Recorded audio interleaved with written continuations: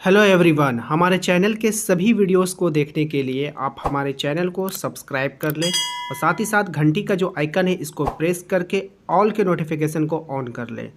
साथ ही साथ यदि आप इसके पहले के सभी वीडियोस को देखना चाहते हैं तो आप अपने प्लेलिस्ट पर जाएं। प्लेलिस्ट पर जाने के बाद आपको वहां पर आपकी क्लास के सभी फोल्डर दिख जाएंगे।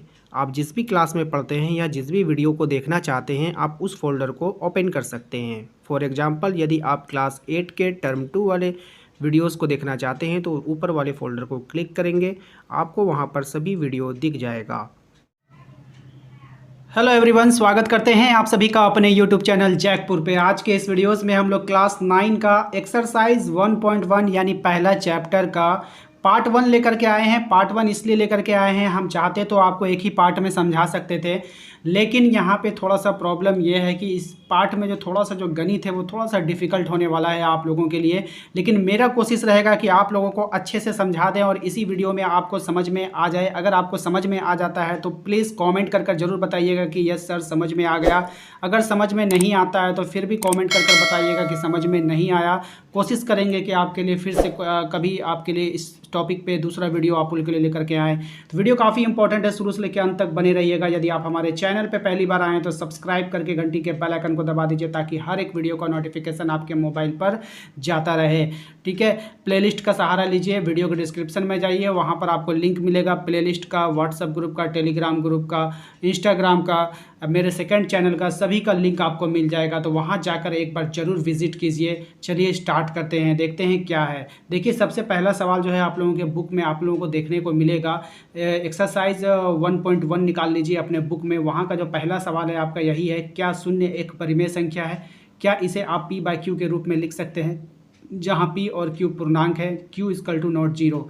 देखिए, परिमेय संख्या का मतलब होता है कि कोई भी नंबर्स जो p बाई क्यू के फॉर्म में होगा, p बाई क्यू के फॉर्म में होगा, समझ लीजिए बातों को हमारा, वो नंबर्स जो p बाई p क्यू के फॉर्म में होगा यानी भिन्न के रूप में होगा, जहाँ q equal to not zero का मतलब होता है कि नीचे में आपका जीरो नहीं आना चाहिए, नीचे में आपका जीरो नहीं आना चाहिए। तो वो क्या हो जाएगा, आपका परिमेय संख्या हो जाएगा। ऊपर की बात नहीं किया है, ठीक है ना, ऊपर वाला बात नहीं कर रहा है, नीचे वाला बात कर रहा है। तो हम लोग नीचे वाले के बारे में बात कर रहे हैं कि नीचे में आपका जीरो नहीं आना चाहिए, ना कि ऊपर वाले का बात किया। लेकिन यहाँ पर सवाल में आपसे कह रहा है क्या शून्य एक परिमेय संख्या है, तो आप शून्य लिखेंगे। तो शून्य का जब से ही आप शून्य लिखते हैं ये ऊपर वाले को डिनोट करता है, ना कि नीचे वाले को डिनोट करता है। ठीक है, यदि आप 2 लिख दिए आप फिर नीचे में जीरो लिखेंगे तब ये नीचे वाले को डिनोट करेगा। मेरा मतलब आप लोगों को क्लियर समझ में आ रहा है? अगर हम आपको बोलेंगे कि जीरो लिखिए तो आप जीरो लिख देंगे, तो इसका मतलब क्या, अंश में लिखें या हर में लिखें? अंश में लिखें हैं, ना कि हर में। ठीक है, इसीलिए नीचे जीरो नहीं है, नीचे जीरो रहेगा तब तो वो परिमेय संख्या होगा ही नहीं। ठीक है, लेकिन यहाँ पे आपको कहा क्या शून्य एक परिमेय संख्या है, तो आपने जैसे ही शून्य लिखा तो ये ऊपर वाले अंश को डिनोट करता है, इसीलिए ये परिमेय संख्या होगा। ठीक है, समझ में आ गया आप लोगों को? अब इसी प्रकार से हम लोग को जो आंसर लिखना है वो लिखना है, हाँ शून्य एक परिमेय संख्या है। क्यों है मैंने आपको समझा दिया, और इसे हम p बाई क्यू के रूप में लिख सकते हैं। इसी प्रकार से अब हम लोग जैसे परिमेय संख्या को अगर हम लोग को लिखना होगा तो जीरो लिख देंगे, ऊपर नीचे एक लिख सकते हैं, जीरो लिख सकते हैं, -1 लिख सकते हैं, क्योंकि नंबर्स जो होता है वो पॉजिटिव भी होता है एंड नेगेटिव भी होता है ना, एक तरफ प्लस में चलता है, एक तरफ माइनस में चलता है। उसी प्रकार से हम 2 नीचे भी लिख सकते हैं, 2 -2 में भी लिख सकते हैं, उसी का 0/3 भी लिख सकते हैं, 0/-3 भी लिख सकते हैं। ये सब क्या है, ये सब परिमेय संख्या है जो नीचे में आपका जीरो नहीं है, p बाई क्यू के फॉर्म में है ना, p बाई क्यू के फॉर्म में, बिल्कुल। ठीक है, इसीलिए क्या है, जीरो एक परिमेय संख्या है। तो ये वाला एग्जाम्पल जरूर लिख दीजिएगा। उसके बाद आते हैं दूसरे सवाल पे। दूसरे सवाल को आप लोगों को काफ़ी ध्यान से समझना होगा।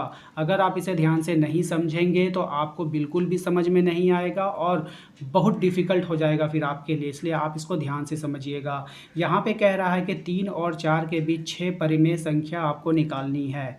3 और 4 के बीच 6 परिमेय संख्या निकालने का मतलब समझ लीजिए, जब भी कोई एक फॉर्मूला था आपका, यदि r और s के बीच परिमेय संख्या निकालना था तो हम लोग क्या करते थे, r को s को जोड़ देना है और 2 से भाग दे देना है, तो r और s के बीच में परिमेय संख्या निकल कर आ जाएगा। सेम उसी को हम लोग लिख सकते हैं a और b। अगर हमने a दे दिया और b दे दिया, बोला a और b के बीच में परिमेय संख्या बताइए, तो आपको क्या करना है, a और b को जोड़ देना है और 2 से भाग दे देना है। तो वही हुआ परिमेय संख्या निकालने का दोनों के बीच का तरीका। का। ठीक है, तो यहाँ पर आपको 2 नंबर्स दिया जाएगा। 2 नंबर्स देने का मतलब है 3 रहेगा और 4 रहेगा। ठीक है, जैसे 3 और 4 2 नंबर दे दिया। इन दोनों के बीच में परमेय संख्या अगर आपको निकालने के लिए कहेगा, अगर एक परमेय संख्या निकालने के लिए कहता तो हम लोग क्या करते, 3 में 4 को जोड़ देते और 2 से भाग दे देते। 7/2 पहला परमेय संख्या निकल कर आ गया।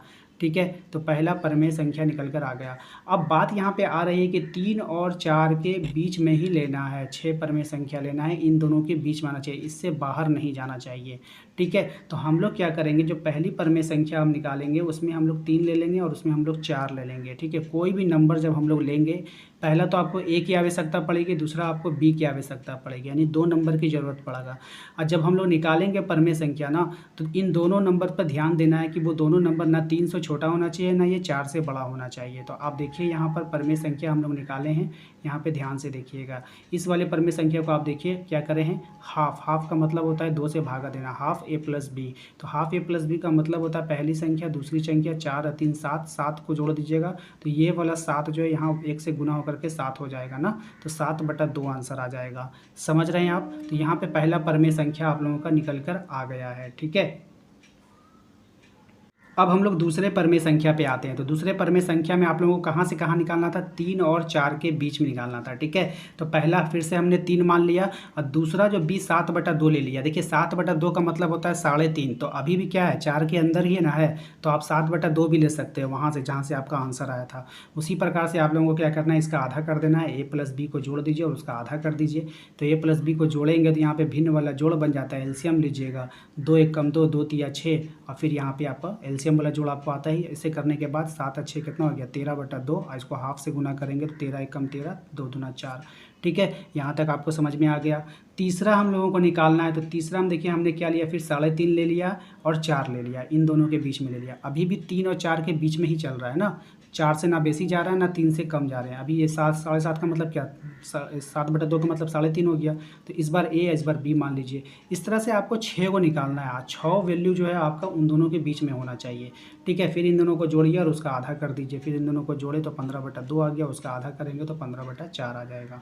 ठीक है, नेक्स्ट देखिए फिर हमने क्या माना है, ए को फिर से हमने 3 मान लिया है। ठीक है, अब बी को 13/4 मान लिया, जो आपका यहाँ पर आंसर आया। ठीक है ना, आपको ऊपर में कहीं पर आया था। ठीक है ना, तो यहाँ पे 13/4 जो है आपका, देखिए ये मान लिए 13/4 का आधा कीजिएगा ना, तो कितना आएगा 13/4, देखिए तो 13/4, 4 तिया 12, 4 चौके 16 हो जाता है। ठीक है, 4 तिया 12 यानी 3 पॉइंट कुछ समथिंग आएगा। तो अभी भी हम लोग 4 के अंदर है, इसीलिए बी का वैल्यू इसको लिया गया। तो हाफ कितना हो जाएगा, हाफ a प्लस बी, दोनों को जोड़ दीजिए, भिन्न का जोड़ हो गया। भिन्न का जोड़ होने के बाद जो आंसर आएगा आपका भिन्न का जोड़ में, उसको हाफ से गुना कर दीजिए, क्योंकि उसका आधा करते हैं हम लोग, 2 से भाग देते हैं, तो 25/8 आ जाएगा, क्योंकि 25 से कम 25 और 4 दूना 8 हो जाएगा। नेक्स्ट है हमारा 5वां नंबर। देखिए 5वां नंबर में फिर हमने a मान लिया है 15/4 को। 15/4 को भी जब आप डिवाइड करके देखिएगा ना, तो 15/4 का मतलब भी वही आता है, 4 तिया 12 है ना, 4 चौके 16। ठीक है, तो यानी कि 16 नहीं है 15 है, तो हमारा 4 के अंदर ही आ रहा है। ठीक है, तो हम लोगों को 4 के अंदर लेना था। अब बी को हम लोग फिर से 4 ले लिए हैं। ठीक है, तो दोनों को जब हम आपस में जोड़ेंगे और 2 से भाग देंगे यानी आधा करेंगे, तो देखिए कितना आंसर आ जाएगा, 31 से कम 31, 31/8 आ जाएगा, यानी 4 दूना 8 हो जाएगा। ठीक है, यहाँ तक क्लियर है सभी को? इसका आंसर अलग अलग आ सकता है, सभी का आंसर अलग अलग आ सकता है। आप डिपेंड इस पर करता है कि आप वैल्यू क्या ले रहे हैं, ए का वैल्यू आप क्या ले रहे हैं, बी का वैल्यू आप क्या ले रहे हैं। ठीक है, ये इस पर डिपेंड करता है। ठीक है ना, तो हमने फिर क्या लिया, एक बार 31/8 ले लिया। अब इस 31/8 को आप देखिएगा तो क्या ये 3 और 4 के बीच में आता है कि ना, तो 8 चौके 32 हो जाता है, यानी ये 4 के अंदर में आ रहा है। और बी को फिर से 4 ले लिया है, तो आप इस तरह से दो नंबर ले करके दोनों को जोड़ देना है आपस में, a प्लस बी को, और उसको आधा कर देना है, यानी आधा से गुना कर देना है, हाफ से। तो जैसे ही आप इसको गुना करेंगे तो यहाँ पर आपका एलसीएम वाला जोड़ हो जाता है। उसके बाद जैसे ही आप इसको गुना करेंगे तो यहाँ पे हो जाएगा 63 कम 63 और 8 दूना 16। इसी प्रकार से जो है आपका ये आंसर निकल कर आ गया। तो आपने कितने परमेय संख्या निकाला, 6 परमेय संख्या निकाला है, इसलिए 6 परमेय संख्या को आपको यहाँ पे लिख देना है, 7/2, 13/4, 15/4, 25/8, 31/8 और 63/16। ठीक है, तो ये सब परमेय संख्याएं निकल कर आ गई। उम्मीद करते हैं कि आपको समझ में आ गया होगा। वीडियो अच्छा लगा है तो लाइक कर दीजिएगा। चैनल पे यदि पहली बार आए तो सब्सक्राइब करके घंटी के बेल आइकन को दबा दीजिए, ताकि हर एक वीडियो का नोटिफिकेशन आपके मोबाइल पर जाता रहे। मिलेंगे अगले वीडियो में। Thank you.